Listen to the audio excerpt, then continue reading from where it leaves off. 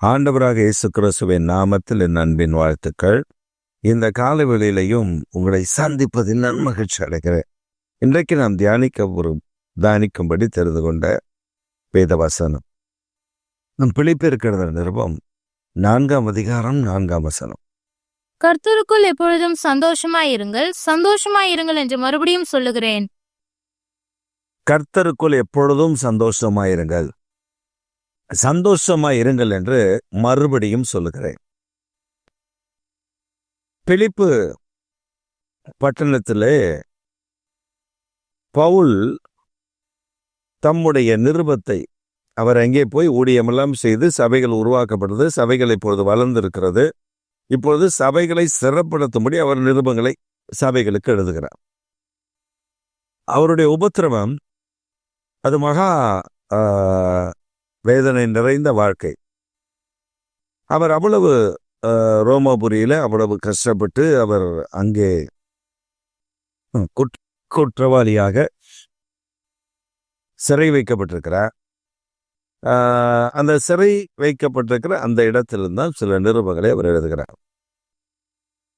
சிறை வைக்கப்பட்டிருக்கிற சிறைச்சாலையில இருக்கக்கூடிய ஒரு மனிதர் பிலிப்பு பட்டணத்தை பார்த்து சொல்லும்போது சொல்லுகிறார், என் குறைவுகளில் எல்லாம் நீங்கள் நிறைவாய் இருந்தீர்கள். அவங்கள பார்த்து சொல்ற, என்னை குறித்து மற்ற காரியங்களை குறித்து நீங்கள் சந்தோஷப்படுங்கள். நீங்கள் கிறிஸ்துவுக்குள் எப்பொழுதும் மகிழ்ச்சியாய் இருக்கதே உங்கள் பலன். சந்தோஷமாயிருங்கள், சந்தோஷமாயிருங்கள் என்று மறுபடியும் சொல்லுகிறேன். உங்கள் வாழ்க்கையில மகிழ்ச்சி, சந்தோஷத்தை இழந்து விடக்கூடாது. என்ன சந்தோஷம்? இயேசு இந்த பூமியில் பிறந்தது ஒரு சந்தோஷம். மிகுந்த சந்தோஷத்தை உண்டாக்குற ஒரு நற்செய்தியை உங்களுக்கு அறிவிக்கிறேன். என்று கர்த்தராகிய கிறிஸ்து என்னும் இரட்சகர் தாவீதின் ஊரிலே உங்களுக்காக என்ன பண்ணியிருக்க பிறந்திருக்கிறார் என்று சொல்லப்பட்டிருக்கிறது. அந்த இயேசு கிறிஸ்து பிறந்த பொழுது உலகில் உண்டான ஒரு பெரிய சந்தோஷம். அதுக்கு நமக்கு என்ன சம்பந்தம்? இந்த இயேசு நம்முடைய இருதயத்தில் பிறந்த பொழுது உண்டான பெரிய சந்தோஷம். இந்த இயேசு நம்முடைய இருதயத்தில் பிறந்த பொழுது உண்டான சந்தோஷம் இருக்கு பாருங்க, அது பெரிய சந்தோஷம்.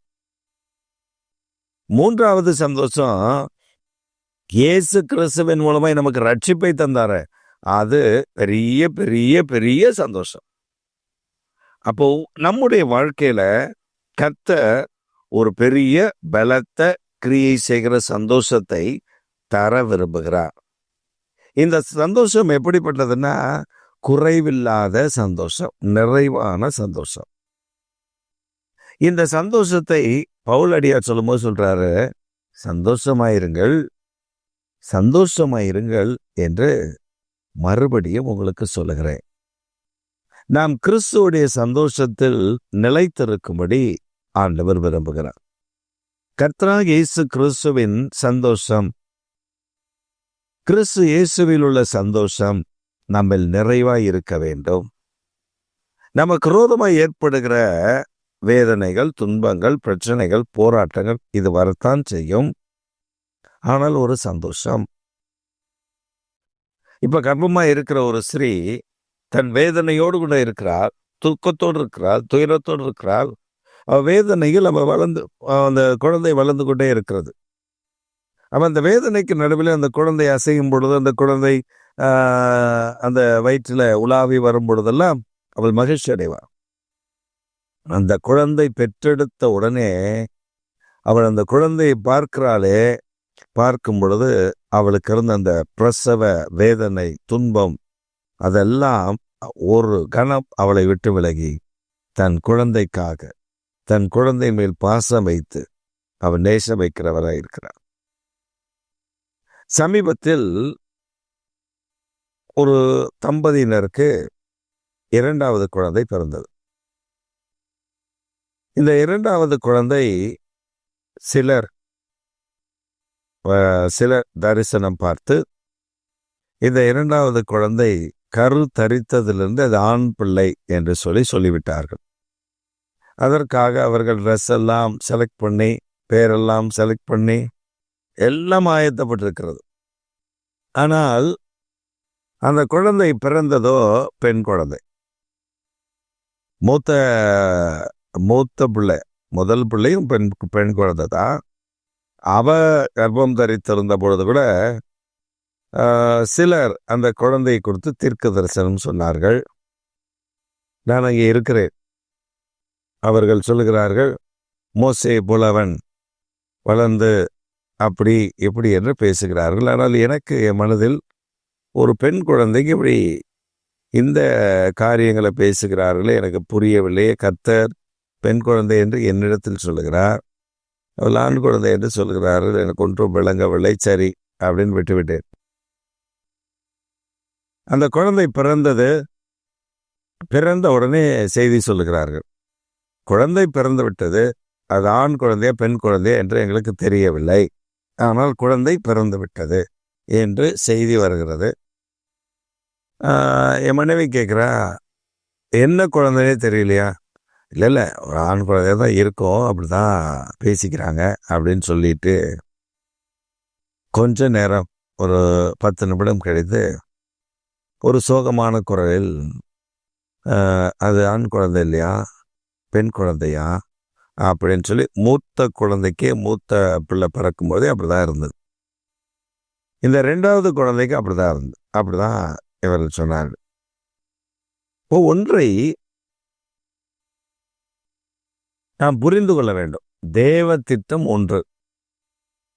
ஆனால் நான் ஒரு திட்டத்தை வைத்துக்கொண்டு, நான் ஒரு எண்ணத்தை எனக்குள்ள வைத்துக்கொண்டு, ஐயோ எனக்கு இதுதான். அப்ப யாராவது ஏதாவது சொல்லிட்டா, ஆமா நான் நினைச்சதை அவங்க சொல்லிட்டாங்க அப்படின்னு இல்ல. பெரியமானவர்களே, எல்லா சூழ்நிலையிலையும் சந்தோஷமா இருக்க கற்றுக்கொள்ளணும். அது ஆண் குழந்தையா பெண் குழந்தையா எது கொடுத்தாலும் கர்த்தர் அதை வளர்ப்பதற்காக கொடுக்கிறார், நமக்காக கொடுக்கிறார். ஆண் குழந்தை தான் இப்படி வரணும், பெண் குழந்தை தான் அப்படிலாம் ஒன்றும் கிடையாது. கர்த்தர் நமக்கு சுதந்திரத்தை தருகிறார். பிள்ளைகள் கர்த்தரால் வரும் சுதந்திரம். நீங்க வேதத்துல பாத்தீங்கன்னா நிறைய இடங்கள்ல சில பெண் குழந்தைகளுடைய பெயர்கள் இருக்கும். பிலிப்பு அப்போஸ்தலர் நடவடிக்கைகள் வாசித்து பார்த்தீங்கன்னா, பவுல் வந்தா பிலிப்பு வீட்டில் தங்குவார். ஆனால் அந்த பிலிப்பு வீட்டில் 3 பெண் பிள்ளைகள். அந்த பிலிப்பு வீட்டில் இருந்த பெண் பிள்ளைகள் அவனுக்கு இருந்ததெல்லாம் பெண் பிள்ளைகள் தான். அந்த பெண் பிள்ளைகள்லாம் தீர்க்கதரிசியா இருந்தார்கள். இப்போ நமக்கு அதுதான் முக்கியம். ஆண் பிள்ளையா பெண் பிள்ளையா என்பது முக்கியம் அல்ல, கர்த்தருக்குள் வளர்ந்து நிற்கிறார்களா, அதுதான் முக்கியம். நம்ம எதை குறித்தும் கவலைப்படாமல் சந்தோஷப்படும் போது, எல்லாவற்றையும் தேவனுக்கு ஸ்தோத்திரத்தோடு கூட ஜெபத்துல தெரியப்படுத்தி விட்டு நம்ம சந்தோஷமா இருக்கணும். ஆண்டவர் நம்மகிட்ட விரும்புறதான், சந்தோஷமா இருப்பா, கவலைப்பட்டுட்டு இருக்காத, நீ கவலைப்படுறதுனால என்ன பண்ண போற, நல்ல சந்தோஷமா இரு, கர்த்தரை நல்லா துதித்து கொண்டுரு, ஆராதித்து கொண்டுரு, மகிமைப்படுத்தி கொண்டுரு, உயர்த்தி கொண்டுரு. அவர் எத்தனை பெரியவர்னு சொல்ல, அவர் எவ்வளவு உயர்ந்தவர் என்பதை மறந்து விடாதே. நல்ல கர்த்தரை துதி, சந்தோஷமா இருங்க. இந்த நாட்கள் மகிழ்ச்சியின் நாட்கள். அங்கங்க நிறைய செய்திகளை கேள்விப்படுகிறோம். நீங்களும் நானும் கிறிஸ்துவுக்குள் சந்தோஷமா இருக்க வேண்டும். நீங்க இருந்து பாருங்க, எதை குறித்தும் தேவையா ஆண்டவர்கிட்ட ஏதாவது சொல்லணுமா, சுத்தத்தோடு சொல்லிட்டு நீங்க அமைதியா இருந்து பாருங்க. பெரிய நன்மைகளை, பெரிய கிரியைகளை, ஆச்சரியமான தம்முடைய காரியத்தை கர்த்தர் விளங்கப்படுகிறதை நீங்க பார்க்க முடியும். அதனால இந்த காலை வேளையில ஆண்டவர் உங்களை மகிழ்ச்சியினால் நிரப்ப விரும்புகிறார். ஒரு சந்தோஷத்தோடு நீங்கள் இருக்க விரும்புகிறார். துக்கத்தை ஓரங்கட்டுங்க, சந்தோஷமா இருங்க. பாருங்க, அதிசயங்கள், ஆச்சரியமான காரியங்களை உங்களை தேடி வர பண்ணுவார். ஆமென்.